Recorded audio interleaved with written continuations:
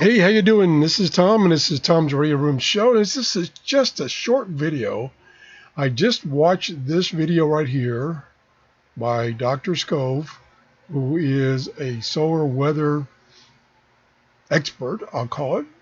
And she does a show about once a week about solar conditions. And I had requested about a year ago that she please talk about, just for a few seconds, talk about how it's affecting shortwave listening in amateur radio operation. And she's done that. If you go to near the end of her video, she talks about that. The solar flux number is in the 70s right now, which it's been in below 70 for a long time. And she says that the solar cycle 25 is coming very soon.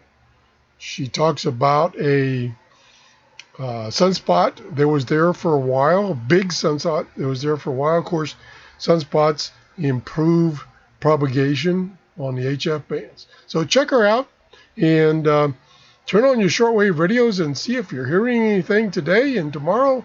And this particular prediction goes through Monday of next week. So have a great day. Bye-bye.